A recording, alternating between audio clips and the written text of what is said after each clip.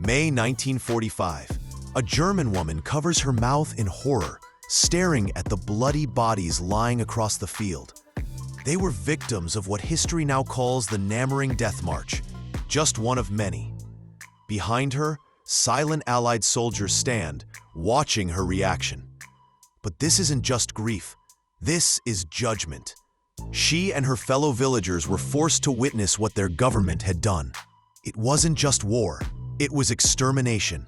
And now, it was undeniable. This was the beginning of one of the most ambitious campaigns in modern history: Denazification. A mission not just to defeat an ideology, but to burn it out from every law, building, book, and mind that still carried it. The broken nation.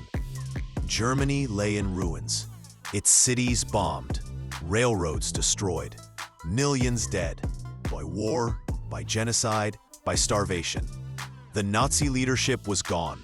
The war machine had collapsed, and in its place stood four occupying powers: Britain, the US, France, and the Soviet Union, each with a common mission, but very different methods. At the Yalta Conference, the victors declared a new directive. Every Nazi, no matter how big or small, must be removed from public life. But this time, the Allies weren't just fighting soldiers. They were fighting ideas, woven into laws, education, language, architecture, and culture. How to erase a regime. VO, to truly erase Nazism, Germany couldn't just be rebuilt. It had to be reprogrammed. The first step? Break the country into four occupied zones. Northwest, controlled by Britain. Southwest by France. Southeast by the US. Northeast by the Soviets. Each zone tried its own version of purification. But in every one, the denazification began with what they called automatic arrests. No trial, no hearing. If you were an SS member, a police officer under the Third Reich, a Nazi official, you were rounded up and taken to an internment camp. By 1950, over 400,000 Germans had been arrested. And the Soviets? They didn't stop at Nazis. They began jailing anyone who stood in the way of future communist influence. Their camps were nicknamed Special, not because they were kind, but because they were brutal and secret. Next came the purge of symbols. The Nazi Party was banned. Flying a swastika became a criminal act. Advocating Nazi ideas? Death penalty. And it wasn't just politics. It was everything. Signs, uniforms, even art. The US military took control of 37 newspapers, 6 radio stations, 314 theaters, 642 cinemas, 101 magazines, 237 publishers, and nearly 7,400 bookstores. They replaced Nazi propaganda with democratic ideals, sometimes using the very tools the Nazis had invented. Books deemed dangerous were quietly destroyed, not burned in the streets like before, but pulped in silent factories. Museums showcasing Nazi leaders were shut down. Paintings glorifying Hitler were locked away. Statues dismantled. Swastikas chipped off stone walls. But the physical world was the easy part. The next battlefield wasn't on the ground.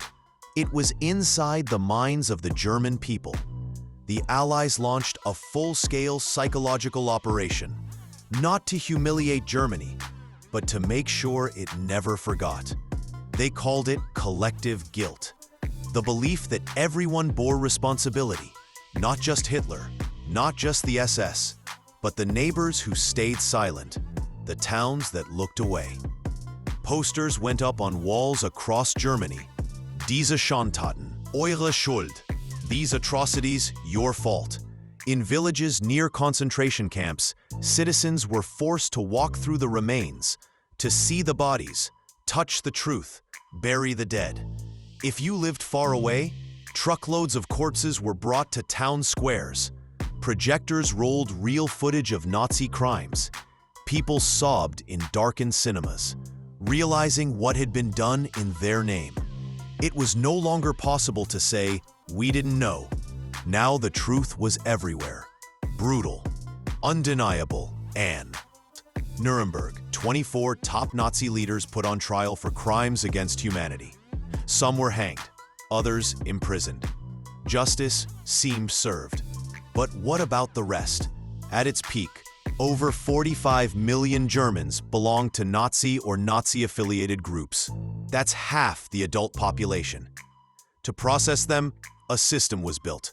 Questionnaires, tribunals, 5 categories of guilt. From exonerated civilians to major offenders facing execution. But records were weak, lies were common, and Cold War tensions were rising fast. So, the process began to crack. 51. Many Nazis were quietly reinstated into government jobs. Certificates cleared their names, a very embedded past. Operation Paperclip brought top Nazi scientists to America. One of them, Wernher von Braun, father of the V-2 rocket. He helped send America to the moon. The rest? They returned to offices, courtrooms, even parliament. Not because justice had been done, but because the world had moved on. Final narration. So did Germany really get rid of the Nazis? Not completely. The flags came down. The books were burned. The leaders were punished. But the deeper infection, the people who believed, who stayed quiet, who enabled, many of them walked free. Some were forgiven, others were forgotten. Within 7 years, the Denazification project that once shook the world was quietly shut down. Not because it was finished, but because the world was ready to fight a new war. And that is how Germany erased the Nazis. Fast on the surface, but slow in the soul.